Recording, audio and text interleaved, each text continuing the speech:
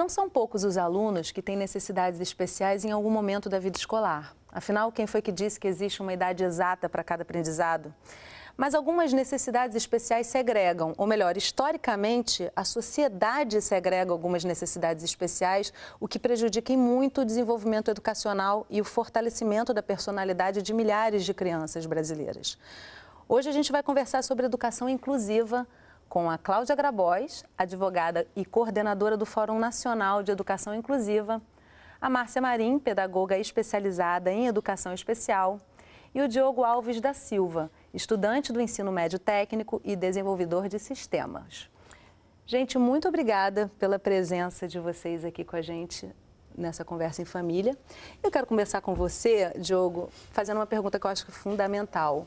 Como é que é ser um estudante com necessidades especiais, com necessidade de inclusão no Brasil? Em primeiro lugar, a gente tem aquela imagem, normalmente, de que a pessoa com deficiência, ela é diferente. De certa forma, fisicamente e às vezes mental, dependendo do caso da deficiência, isso é a realidade. Mas no dia a dia das escolas, eu particularmente não enfrento dificuldades em relação ao aprendizado devido à minha deficiência ser física. Mas, sem dúvida, o ambiente escolar, você ter uma rampa, você ter um elevador, ajuda e muito as pessoas com necessidades especiais. No meu caso, que eu tenho uma formação nas pernas também, além da amputação dos braços, isso é um fator assim, indispensável para a pessoa que tem deficiência. E, no meu caso, uma coisa que foi muito boa para mim, porque no meu caso eu preciso de auxílios, por exemplo, para ir ao banheiro e fazer outras coisas mais complementares. Escrever, comer, essas coisas eu faço tudo sozinho, com os pés, digitar. A questão mesmo do banheiro que eu tenho na minha escola atual, eu tenho uma enfermeira que foi acordada junto ao governo, como é uma escola federal, teve licitação, foi aprovada e ela fica comigo, ela fica num gabinete médico e assim, eu precisando de ajuda, eu solicito a ajuda dela e ela me auxilia, no caso, principalmente em usar o banheiro, né? Cláudia, sua filha tem síndrome de Down. E você vivenciou um outro lado dessa situação de busca pela inclusão. Como é que foi esse percurso na vida acadêmica da sua filha? Que está hoje com quantos anos, desculpa? 16 anos. Raquel, o nome dela. Bom, acho que no caso dela iniciou já no nascimento. Iniciou quando nasceu, que eu me deparei com uma criança com síndrome de Down e já vi que ela fazia parte da sociedade. Então, eu não poderia tratá-la de forma diferente dos outros filhos e deveria equiparar direitos. Então, na verdade, já quando nasceu, eu já comecei a vislumbrar o futuro, como seria em relação à escola, onde ela iria estudar. Então, o meu filho de 1 ano, porque ela tem 16 e o outro tem 17, hoje, né? Eu tenho 4, mas são os dois do meio. Então, o que acontece? Ele já estava em uma escola. Ela já, assim, com 2 anos, já entrou no mesmo colégio. Mas eu fui vendo, nesse meio tempo, que a escola realmente era interessante, mas não tinha todos os recursos adequados para ela. Eu também sentia que ela não estava plenamente inserida naquele contexto social do colégio, que é um espelho da sociedade mesmo, né? Então, transferi a Raquel para uma escola pública, onde a diversidade ela é muito presente mesmo, né? E, assim, o próprio respeito aos direitos humanos dentro da rede pública, não que a privada não tenha. A escola privada também tem, mas a diversidade na escola pública é mais legitimada, de uma certa maneira. É interessante até por conta pensar por esse caminho, do direito educacional. Então, não dá para ser diferente, mesmo porque se tem episódios assim de preconceito e discriminação, é preciso trabalhar com isso e melhorar. E o governo tem que fazer. Então, a gente tem diretamente aonde cobrar. Isso é interessante colocar porque é um direito, né? Acesso à educação, independente da sua necessidade especial. Não se pode dispor. Então, agora, Márcia, por que educação especial? Sim. Hoje, a área de educação especial ela tem uma configuração nova. Se por um tempo atrás era uma educação paralela, era uma outra coisa, então havia uma segregação evidente até pelo aspecto educacional, hoje a perspectiva é de uma educação especial para a educação inclusiva, para a inclusão escolar. Então, alguns conhecimentos que a área tem favorecem esse sujeito, essa pessoa que chega na escola e que precisa de algumas coisas. Porque a pergunta é essa mesmo, qual é a necessidade? O que é que você precisa? Há uma mudança de paradigma enquanto a gente olhava para o sujeito e pensava assim, não, ele não pode isso, ele não tem isso, ele não consegue isso, ele não faz isso. Mudando essa ideia o que ele precisa para que ele consiga fazer, já que a gente trabalha num viés de possibilidade. E de positividade, pelo que eu estou vendo, né? Ele pode. Um cego não pode aprender a ler em tinta, porque ele é cego, ele tem uma condição que o impossibilita. Porém, ele tem outros caminhos para aprender. E hoje, com a tecnologia, muitos outros, né? Então, a pergunta é, o que o sujeito precisa? Não é assim, o que ele não tem? O que ele não pode? Mas o que ele pode? O que a gente precisa tirar de obstáculo? Quando o Diogo fala da questão da acessibilidade, ela é uma premissa. A pessoa precisa primeiro poder entrar. Então, a acessibilidade é uma premissa para a inclusão. Agora, Márcia, eu vou te fazer a pergunta mais uma vez, assim, achei fantásticas as informações, porque realmente há uma mudança nos últimos anos. Mas eu quero saber o que te atraiu para essa educação, sim. O que te levou para essa educação inclusiva? Eu fiz formação específica na graduação por opção. Eu queria fazer pedagogia, queria trabalhar com educação e tudo, e escolhi estudar num lugar onde tinha formação específica, em educação especial, pelo desafio. A história dos colegas normalmente era marcada por ter alguém na família, alguém que tinha uma história e tal, mas eu não tinha isso. Eu tinha dentro de mim um desafio, assim, eu quero trabalhar com gente e com gente diferente. Diferente no sentido de poder trocar, de poder entender, de vivenciar isso. E aí são 30 anos de trabalho. Muita experiência. Eu acho assim, quando eu olho para trás e penso nisso, quanta coisa a gente já vivenciou e já pôde olhar e em nenhum momento o Diogo estaria numa escola como ele está hoje, no terceiro ano do médio, terminando, e outros alunos com os quais eu convivo e vejo, eles estão na escola. Isso já é muito importante. É muito importante. Não é o tudo. Ideal, mas a gente vive... E a gente foi a uma escola, conhecer a realidade de uma escola pública aqui do Rio de Janeiro e trouxe alguns depoimentos também para mostrar um pouco dessa vivência. Vamos assistir aqui? Vamos. Eu busquei várias escolas e a maioria foi negada, escolas particulares.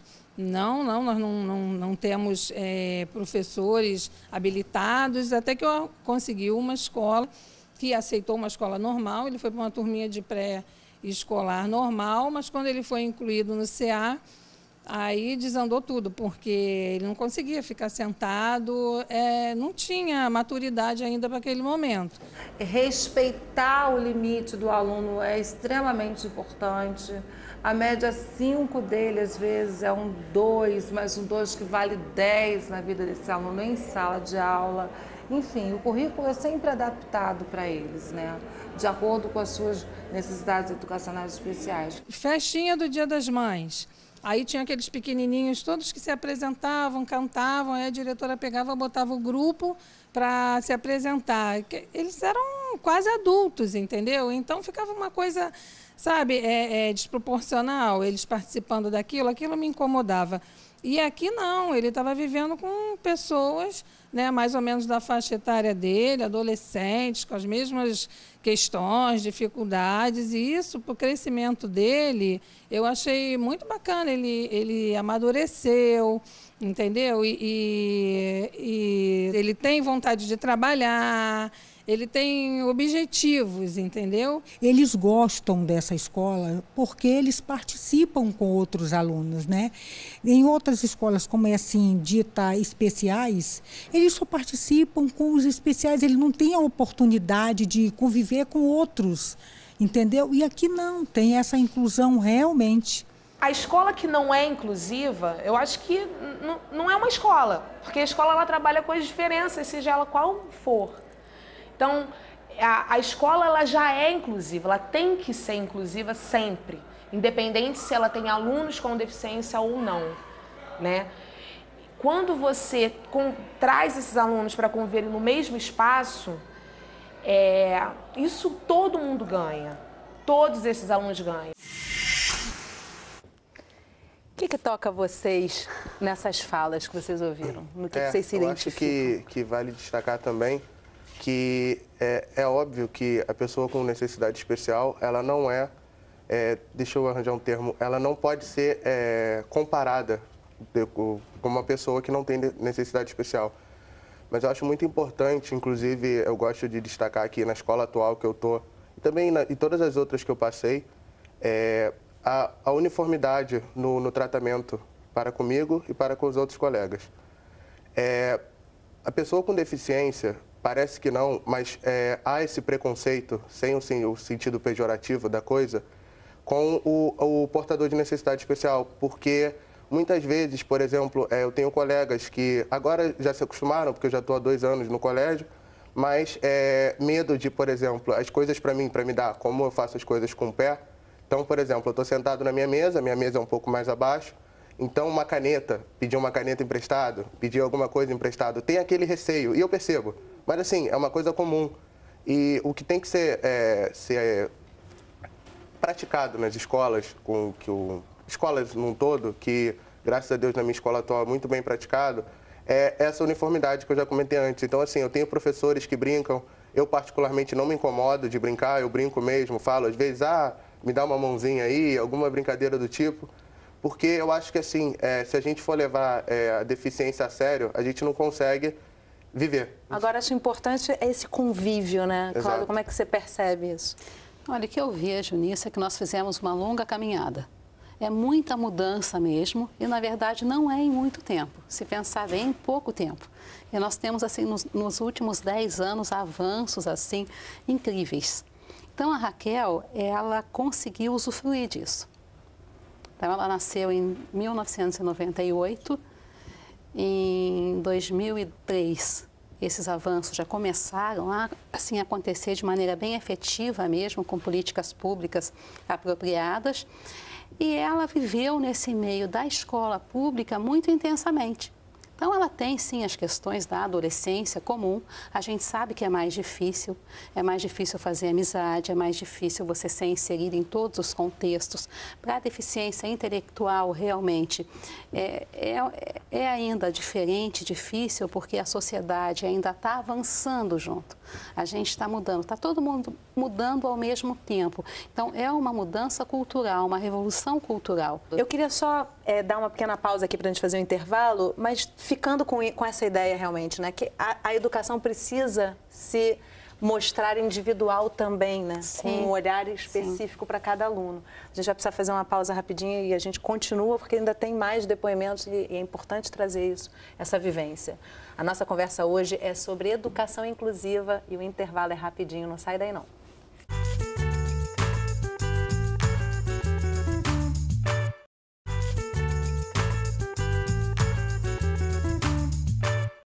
Estamos de volta conversando sobre educação inclusiva. Comigo aqui no estúdio estão o Diogo, a Cláudia e a Márcia. Márcia, escola que não é inclusiva não é escola. Foi uma das falas ali na nossa interferência. É isso, né? Isso, porque educação, por concepção, é inclusiva. Ela não precisaria nem existir o termo educação inclusiva, porque educação por si só, ela tem que ser inclusiva. Educação para todos. Uma escola boa não pode ser para alguns, ela tem que ser para todos. E aí o que a gente sempre precisa pensar é quem são todos. Que todos estão aí presentes quando eu digo que são para todos. Todos são todos. Então, o depoimento é muito bacana, porque é isso. E quando eu assisti, nesse momento, fiquei pensando, os tempos mudaram e como a gente avançou. E o que a Cláudia disse mesmo, a gente passa por uma nova construção cultural. E dentro da escola é isso. É uma nova cultura que se forma agora, e não só em relação às pessoas com deficiência ou com altas habilidades que são sempre esquecidos, com perdidos na escola, com as pessoas com distúrbios emocionais graves que estão lá, a sociedade tem produzido isso demais, mas também com outras situações que são diferentes e cada vez a gente vive mais isso. Quando a gente pensa numa escola pública, ela de fato é um terreno muito mais diverso, porque ela é muito mais aberta em termos de acesso às pessoas, então você tem uma diversidade de gente. Às vezes a escola privada ela tem um padrão, né? Acontece, ela não tem culpa disso, mas ela tem um grupo específico que está lá presente naquela instituição. Na escola pública, a gente lida com isso de uma forma muito mais rica. Agora, para mim fica uma pergunta no ar, assim, para você principalmente queria perguntar, Diogo, quem que você acha que ganha mais com essa convivência? O aluno que não tem nenhum tipo de necessidade especial ou o aluno que tem essa necessidade especial? Olha, sinceramente, eu acredito que o aluno que não tenha, porque foi como a professora Márcia comentou. Para o aluno que ele é portador de necessidades especiais, isso deveria ser uma coisa comum. Então, eu estou numa escola assim como qualquer outra pessoa vai estar. Então, assim, teoricamente, eu não teria que ganhar nada em estar incluso no convívio com as outras pessoas. Eu acho que quem acaba ganhando, porque, por incrível que pareça, muitas vezes a pessoa que não tem deficiência aprende e muito com as pessoas que têm deficiência. Agora, deixa eu trazer aqui para a Cláudia uma questão. Cláudia, como é que a família atua em parceria com a escola? Porque acho que, como para qualquer criança, isso é necessário, mas existe alguma importância maior quando se trata de uma criança com uma síndrome, por exemplo? Olha, eu acho que para toda criança essa presença é importante. Agora, as famílias atuam como podem, né? Porque tem famílias mais presentes e menos presentes, tem muitos pais que saem de casa de madrugada e não podem estar no colégio, e essa criança tem os mesmos direitos. Agora, é importante realmente que a família esteja com a escola, que veja o que essa escola precisa, se tem que ter algum apoio de fora, e talvez essa pessoa, esse pai, essa mãe possa oferecer. No nosso caso, sempre a gente ofereceu. A escola quer algum material, quer algum livro, quer alguma coisa. Bacana. Eu queria trazer mais alguns depoimentos de professores, inclusive, também o lado da escola nessa vivência. Vamos ouvir. O meu outro colégio, no Fundamental, tinha uma sala de recursos. Eu vivia lá, mas de recurso pra gente, criancinha mesmo. Tinha uma menininha cega. Eu falei, pô, vou lá. Aí ela veio, eu falei, como é que ela vai lembrar de mim? Perguntei pra professora. Ela falou assim, vou te mostrar. A menininha veio, botou a mão assim no meu rosto, saiu mexendo no meu cabelo. Aí falou assim, pronto. Aí depois eu saí e voltei. Ela perguntou quem era, ela falou. Aí eu fiquei tipo, nossa, que incrível, tipo, é um mundo totalmente diferente. É incrível. No começo todo mundo olhava estranho e não ficava perto dela pelo fato dela ser uma cadeirante. E pelo menos com o pessoal da minha turma nunca tinha acontecido isso antes, nunca teve ninguém assim. Então, mas agora já tá todo mundo se enturmando mais com ela e tá vendo que ela realmente é igual a gente, não tem problema nenhum. E ela é um doce de menina, ela é um doce mesmo. Eu tinha 20 e poucos anos, início de carreira, quando, dando aula para crianças na faixa etária de 8 anos de idade, um menino que tinha muita dificuldade até para ficar em pé e de andar, hoje, né, um paraplégico, é colocado dessa forma, filho, fica aí, vamos turma para o futebol. Depois o diretor me chama, a mãe desse aluno me chama, por que meu filho foi excluído da sua aula? Eu me assustei com aquela coisa, não, ele gosta de participar, ele quer participar da sua aula, professor, e ele tem o direito de participar. E ali foi um momento que me chocou profundamente o quanto eu estava sendo um mau professor. E dessa experiência, que há 30 anos atrás, foi o meu primeiro passo para pensar melhor a situação da inclusão. Quando você recebe um aluno que tem alguma limitação, seja ela alguma necessidade especial educacional, eu acho que você tem que partir do princípio de que, como é que eu faço para te ajudar? O que você precisa fazer para te ajudar? Porque às vezes, não necessariamente um aluno que tem alguma deficiência, ele vai ter uma necessidade educacional especial. O grande aprendizado não parte mais para o professor ou para o aluno com portador de necessidades especiais. Eu acho que a grande aprendizagem parte para a sociedade. Essa sociedade que ainda é extremamente preconceituosa, com essa convivência natural com os portadores de necessidades especiais, essa sociedade começar a repensar seus valores, começar principalmente a repensar suas atitudes. Bom, gente, a gente está chegando no final do programa. O tema é grande e é grandioso também. E eu queria pedir, a partir dessa escuta que a gente teve aqui, palavras finais de vocês sobre, principalmente isso que ele disse, né? Repensar a sociedade. Por onde é que a gente começa, Diogo? Olha, eu acho que vale destacar a fala do professor José Miguel, que realmente ele ficou meio chateado por ele não ter incluído o aluno que queria jogar futebol e tinha dificuldade com as pernas. É muito importante a gente saber que não adianta a escola você ter todo um âmbito, jurídico, entre outros, para poder aprovar a inclusão, se você não tem profissionais e pessoas aptas a te dar a inclusão em si. Porque você pode ter todo um sistema burocrático que diz que a escola aceita. Você dá o suporte, você dá o enfermeiro. Mas de que adianta você ter a parte burocrática da coisa se você não tem profissionais habilitados? No meu caso, eu sempre destaco, porque eu acho que vale sim destacar, que tem funcionários muito bem preparados em todas as escolas que eu estudei, porque isso é importante. Então, o funcionário, antes de tudo, para ele trabalhar numa escola que aceita as pessoas... Aceita não, que inclui... Em qualquer escola, isso, então, ela tem que aceitar. Toda escola tem que aceitar. Isso, exatamente. Os profissionais, eles têm que sim estar aptos e dar o máximo para poder incluir a pessoa. Cláudia?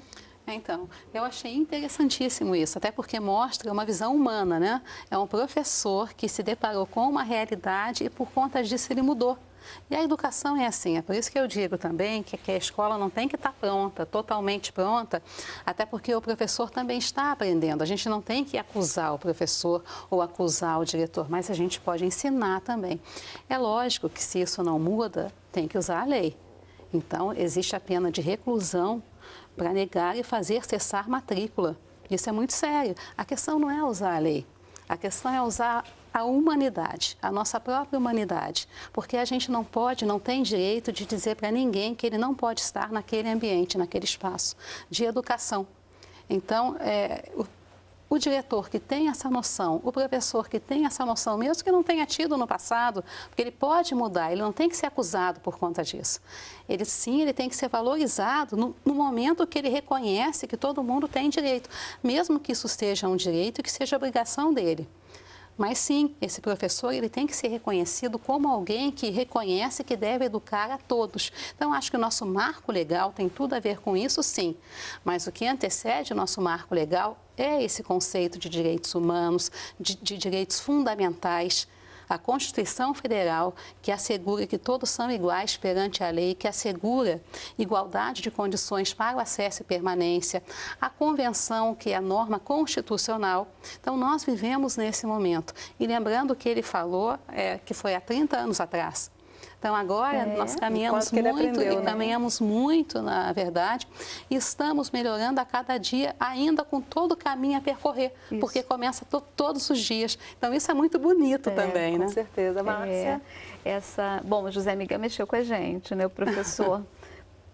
O que me mobilizou primeiro foi a coragem dele, de reconhecer, de dizer, nossa, como eu estava enganado. Então, eu acho que o que a gente precisa viver na escola é essa coragem de dizer assim, olha, eu não sei, preciso de ajuda, como é que a gente faz, eu sei que ele tem que estar aqui, que ele tem que aprender, tem que participar da minha aula, no caso do professor, como que a gente pode fazer junto? Então, é um caminho a percorrer. Já construímos estrada, mas a gente está desbravando ainda, tem estrada pronta e estrada para construir ainda, é um caminho em construção. Construção da sociedade, no final das contas, né? Porque, na verdade, a educação, ela reflete a sociedade. E essa geração é uma geração que, quando a gente estava falando, eles vão virar profissionais. São pessoas, alunos, quando elas dão o depoimento da convivência com os colegas, vão virar profissionais que já vivenciaram isso na escola. Então, é uma outra geração. Então, eu já vou finalizar aqui o programa dizendo que aquela aluna, inclusive, me comentou que seria terapeuta ocupacional por conta dessas convivências. Realmente, isso precisa se multiplicar para modificar uma sociedade e isso muda o mundo mesmo, né? Gente, muito obrigada pela presença de vocês. Obrigada a você. Obrigada pela troca dessas experiências. E obrigada a você que acompanha a nossa conversa pela internet ou por um dos nossos canais parceiros. Quer participar do nosso programa? Entra na nossa página no Facebook, curte lá e envia uma mensagem pra gente. Eu te espero na nossa próxima Conversa em Família. Tchau!